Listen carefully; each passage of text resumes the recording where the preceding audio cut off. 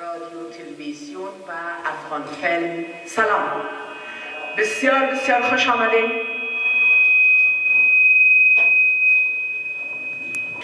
به خاطر از اینکه این برنامه بسیار زیاد رسمی نیست، بلکه همونطور که نام گذاشته بودیم دیدار همکاراست و همکاران و لیدن است.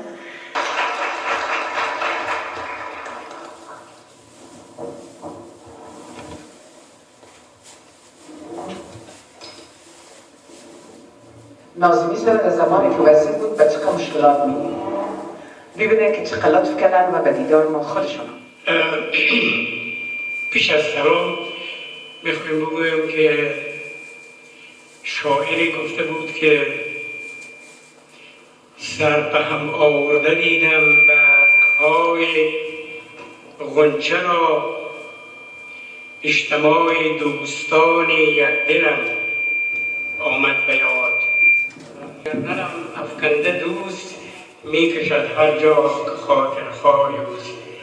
اما من این شعر میخوایم امشب این گونه تغییر بودم که دوستان یک دل همکار با هم جمع آمدن پس از سالها که یاد آدم میاره از باغ و غنچه‌ای که برگه‌هاش سر به هم آوردن. من ابتکار کسانی که این مسئله را و این بزم اونس برا انداختن برشون تبریک میگم. جناب و دوست تبریک میگم که ابتکار از این عمل به دست گرفتن و برای دوستان دیگر مثل زاهدجان کاظمی و دیگران. چرا این کار خوب است؟ چرا ما همکاران سابق خود باید ببینیم؟ ببینیم من امشب شخصا دیدار بعضی از دوستا برای من دیدار تاریخ بود، دیدار اسطوره بود، دیدار رادیو بود. رادیویی که من به اندازه عمر خود از این رادیو خاطره دارم. رادیویی که هنوز رادیو تلویزیون نبود، رادیویی که مثل امروز اینقدر انکشاف نکرده بود، یعنی تعداد رادیوها زیاد نشده بودن. امروز 150 رادیو، 104 تلویزیون داریم ما. شاید هیچ کس نشناسه در این تلویزیون ها و رادیوها. شاید بسیاری از کسا در این رادیوها و در این تلویزیون ها یار و همیار دوست یک دیگری نباشند. ای کاش اینجا می آمدن که در داخل آلمان بود، از اروپا می آمدن، از کانادا می آمدن ولی شماها که اینجا آمدین هم غنیمت است که شاعر گفته بود بوی گل را از کی جویم؟ از گلاب. از شما بوی همونجا شنیده میشه و امیدوار هستم که امشب خاطرات فراوان شما را بشنویم و شب اونس و شب من اگر میبینم من نوشته میکردم که شب دیدار همکاران، به خاطر از اینکه عزیز نعمت بیتر نیست که یک صنف معین همدیگر خود پس از سالها ببینن، در آغوش بکشن. ما ساعت 4:30 آمده. من ساعت 4:30 تا وقتی که مجلس شروع شد میدیدم بغل کشی بود، خانم ها با خانم ها، مردا با مردا با خانم ها که خواهرانشون بودن، که دوستان نزدیکشون بودن. ما خاطرات داریم از اونجی که برای من 17 سال در مابین رادیو کار کردم، از شغل عادی که تازه خلاص شده بودم تا ریاست نشرات رادیو. پیوسته من خاطراتی که داشتم از دوستان من خاطرات خوش بوده. من وقتی که برای 3 سال به عنوان استاد مهمان در برلین رفتم، باور نکردنی بود که میدان هوایی کابل پر از اعضای رادیو شده بود، پر از کارمندان تکنیکی و ژورنالیستا و اینا شده بود. و هو وقت من موبایل تیاره اشکای من جاری شد که ببین چه یک محیطی هست، ما باید چه یک جای کار کردم من که حاصل کار من و محبت هایی که اینا دارن برای من میتونه یک کارنامه بسازه. از این کارنامه بزرگتر چیست که از هنرمند تا پیاده دفتر و تا ژورنالیست و اینا در میدان هوایی آمده بودن. و اینقدر پر از خاطره هستم من از روزگار، خاطرات خوب، خاطرات متوسط. من در 3 دوران رادیو کار کردم، در 3 دوران تاریخی رادیو کار کردم. نه از طریق دولت هیچ کاری نکرد. دولت مصروف یک زلکارهایی هست که هیچ وقت در افغانستان متاسفانه خوشبختانه نبوده. یعنی بی امنیتی، هیچ وقت در افغانستان بی امنیتی نبوده، در هیچ دورانی نبوده.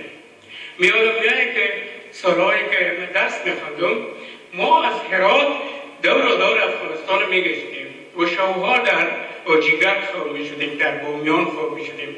تنها تشویش ما این بود که ما باید بجدم و خوندن ما رو بگذاریم، اما فکر نمیکنیم که یک تفنگ بالای بر سر ما و مابین پیشروی خانه ما استاد میشه و ما را به زنجیر بسته میکنه.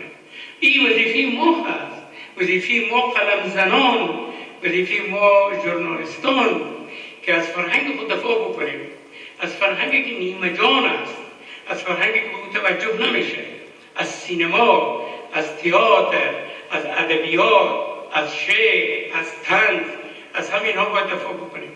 و من این اقدامی که امشب صورت گرفته اقدام بسیار نیکی میدانم و نخستین قدم میدانم که اولین بار است در طول این سالهای مهاجرت ما که برای نخستین بار 3 صنف معین دعوت میشن، که چقدر از این 3 صنف معین آمدن، 3 صنف معینی که برای یک هدف کار میکردن: ژورنالیست‌ها، تکنیکرها و هنرمندان.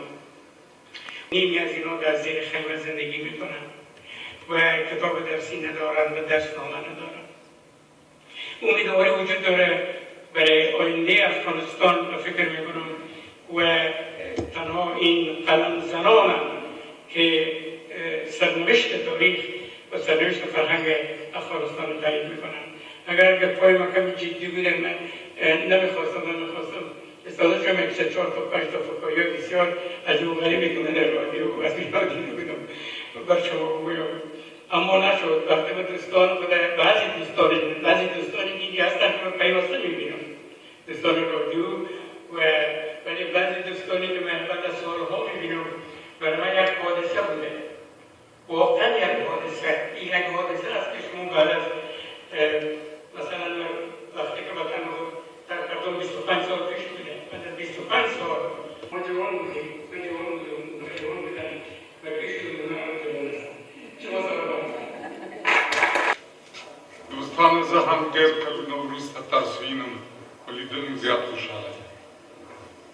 واقعا خوشحالم. په ژورنالیزم کې موږ داسې دوه خبرې لوستې وې چې د یو ژورنالیست یا د یو هنرمند یا یو دستګاه کې څوک کار کوي یا البته د ژورنالیزم کې دوه شیان ډېر مهم دي، یو اعتبار یو اعتماد. اعتبار باید خپله سړی لاسته راوړي او اعتماد د خلکو حق ته چې څنګه په یو سړي باندې اعتماد. تاسو چې په خپل هنر، په خپل زیار، په خپله نطاقۍ، په خپل تخنیکرۍ اعتبار لاسته راوړی او د ټولنې د اعتماد وړ ګرځېدلي یاستئ او نن چې هر ځای ته ځئ د احترام وړ یاستئ. زه هم په تاسو ویاړ کوم. مهمانان نهایت عزیز، همکاران نهایت ارجمند، تشریف آوری شما را در محفل امشب که با ابتکار محترم سهیلا جان حضرت نظیمی و همکار بسیار عزیزم آقای هواد دوست راه اندازی شده، خیلی مطلبی. در مورد برنامه تا حال دوستایی که آمدم از من تشکر میکنم، نه تقاضا میکنم که لطفا از من تشکر نکنید. من شخصا خودم هیچ کدام کار نکردیم، فقط یک چند لیست تهیه کردیم و با همکارا تماس گرفتیم و زمینه را تا امو امکان و توان خود مساعد ساختیم. اما ابتکار از هیوا دوستایی بود که مدت زیاد میشد به دنبال از این حرف بودن و میخواستن که همکارا جمع شد. از طرف من به خاطر گفته شد که من هم مثل هیوا دوستای سخت علاقمند دیدن دوستا و همکارای نزدیک خود هستم و بودم و امروز سرفراز هستم. اجازه راکړئ زما د زړه ټوټو تاسو سره زه راولوی شوم، ستاسو په غېږ کې، ستاسو په مینه او محبت کې 12 کلن هم راډیو ته راغلم او نن لمسیان لرم 80 کلن یم. تاسو سره مینه لرم او خوشحاله یم چې تاسو ګورم.